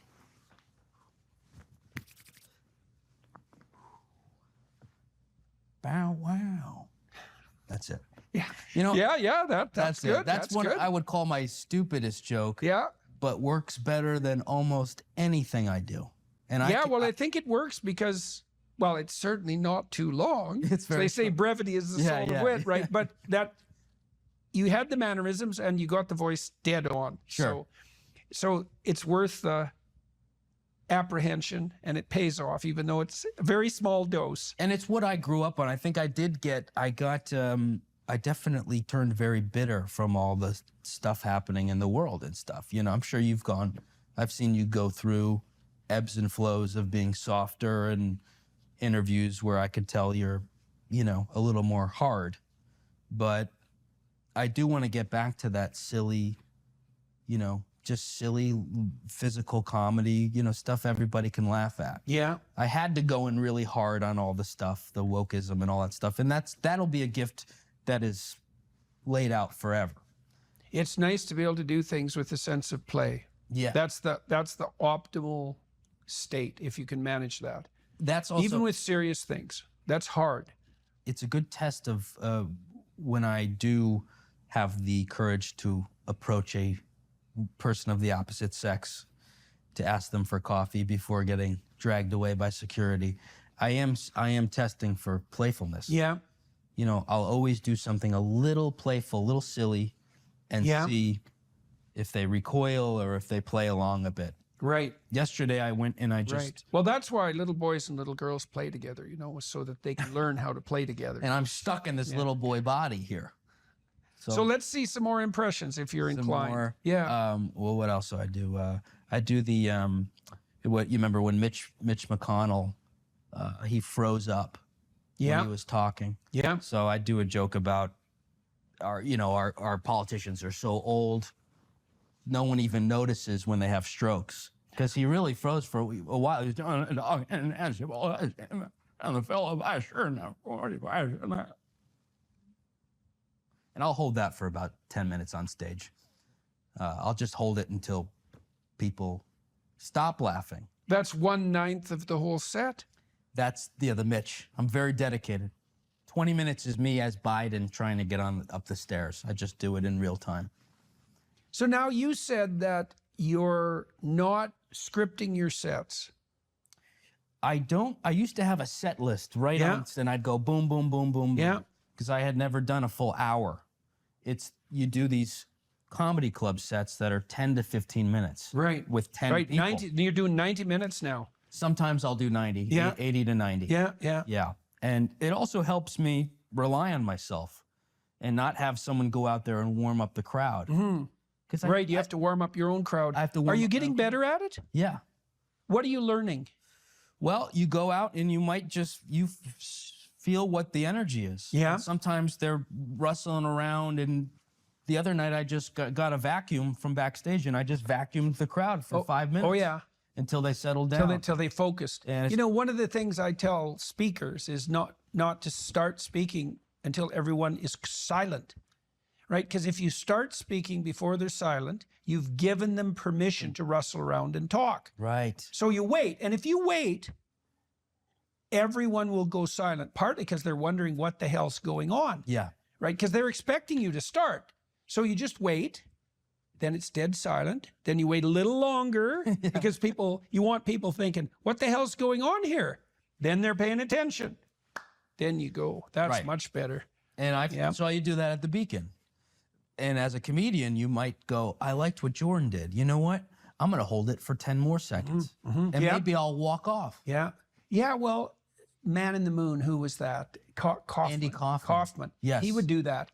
Yes. On live TV, right? Hold that silence till the producers were willing to pull the plug, and then he'd start. Yeah. He definitely influenced me quite a bit. It takes a lot of confidence to do that, to hold that silence. If you take a risk like that up top, though, the crowd also might trust you and go, geez, that guy's got some balls. Yeah. You know, we might be a little more submissive now. Well, the crowd wants to know. The crowd is hoping that there's a reason they're there paying attention to you. And if you don't think that there's a reason, if you're not in control, and I don't mean command, I mean if you're not orchestrating the event, well, what the hell good are you? Right? I mean, you're the one that's point of focus, and so it's up to you to indicate some confidence. You have to. And some invitation. If you want to make yourself articulate, which is a very good idea, then not only should you read, but you should write down what you think. And if you can do that a little bit every day, 15 minutes, maybe you could steal 15 minutes and do it every day. But if you do that for 10 years, you really straighten out your thinking. If you're going to speak effectively, you have to know way more than you're talking about, you know. So this is often difficult for beginning lecturers at university because they'll do a lecture on a topic, but they only know as much as they're saying in the lecture. And they get kind of stuck to their notes because of it. But you want to know 10 times as much as you are saying in the lecture, and then you can specify a stepping path through it and elaborate with the other things that you know. But to do that, you have to do a lot of reading. But you also have to do a lot of reading because that's where the synthesizing comes. So that's on the input side. And then on the output side, well, there's some tricks, techniques, let's say, is like if you're speaking in front of a group, you are not delivering a talk to a group. That's not what you're doing. The talk isn't a packaged thing that you present to a group. There isn't a group. There's a bunch of individuals, and you talk to them. So when I talk to a group, I always talk to people one at a time. And that makes it easier too, because you know how to talk to a person. It's like, can you talk to 1,000 people? Well, probably not, because it's too intimidating. But there isn't 1,000 people there. There's 1,000 individuals. And so you just look at an individual and you say something, and you can tell if they're engaged. They look confused, or they look interested, or they look angry, or they look bored, or maybe they're asleep, in which case you look at someone else. And they give you feedback about how you're doing. And so one thing is to have something to say, yeah, but the next thing is pay attention to who you're talking to. Because unless you're very badly socialized, and that seems unlikely in your case, because you present yourself at least moderately well, and well, I mean, I don't know you very well, but on first sight, you're doing fine. So the probability that if you pay attention to the individuals that you're talking to, that your natural wealth of social skill will manifest itself is extremely high. And so you don't deliver a talk to an audience. That's a really bad way of thinking about it. You're actually engaged in a conversation with an audience. Even if they're not talking, they're nodding and shifting position and looking like this, and you can pull all that in and use it to govern the level at which you're addressing the entire audience. So the last thing I would say is, well, having the aim to be a good communicator is a good start. And you think, well, I could buttress that to some degree. Well, there isn't anything that you can possibly, this is the whole point of a liberal education, there isn't anything that you can possibly do that makes you more competent in everything you do than to learn how to communicate. I don't care if you're going to be a carpenter. I mean, being a carpenter, by the way, is very difficult, especially if you're a good carpenter. But if you're good at communicating as a carpenter, you're like 10 times better as a carpenter. So, and this is something that the liberal arts colleges, I think, I don't know if they've forgotten it, but they don't do a very good job of marketing. It's like, well, what's the use of a bachelor's degree, a Bachelor of Arts? It's like, well, you can think, you can write, you can speak, you've read something. It's like, the economic value of that is incalculable. The people that I've watched in my life who've been spectacularly successful they have skills. Clearly, that's a minimum precondition.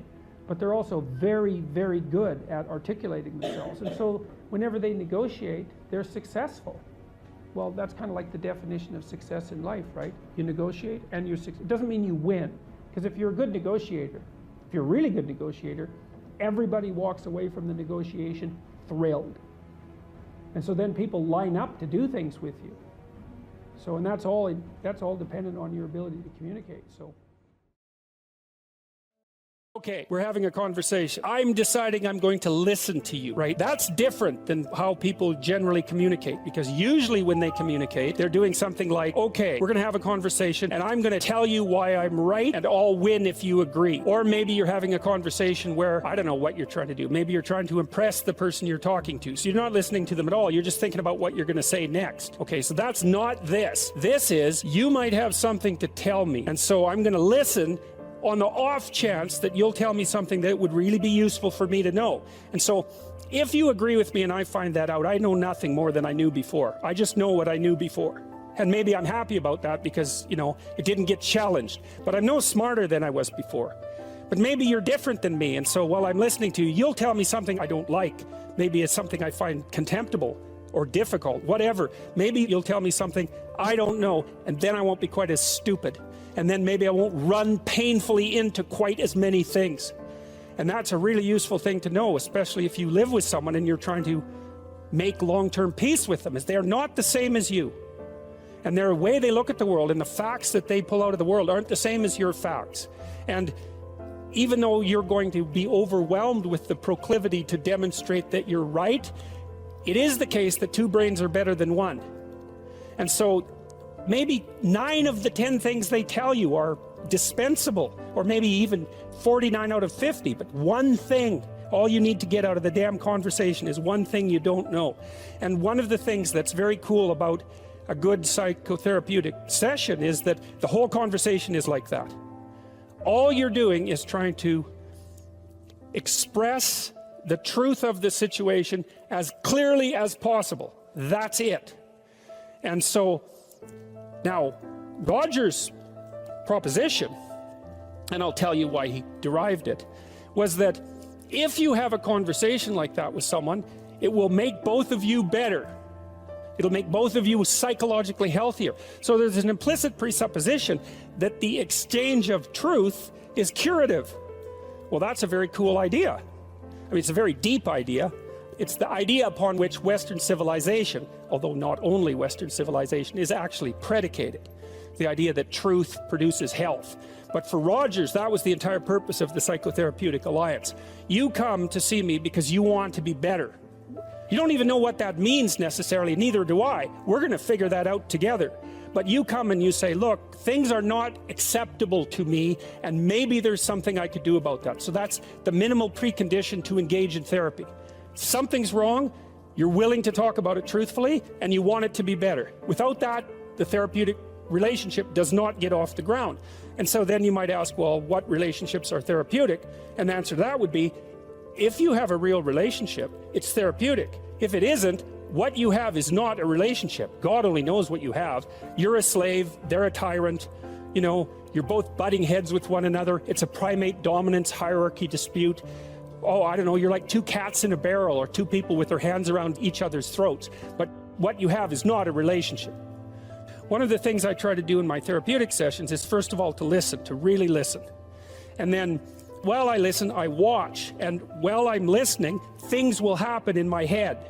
You know, maybe I'll get a little image of something, or I'll get a thought or a question will emerge, and then I'll just tell the person what that is.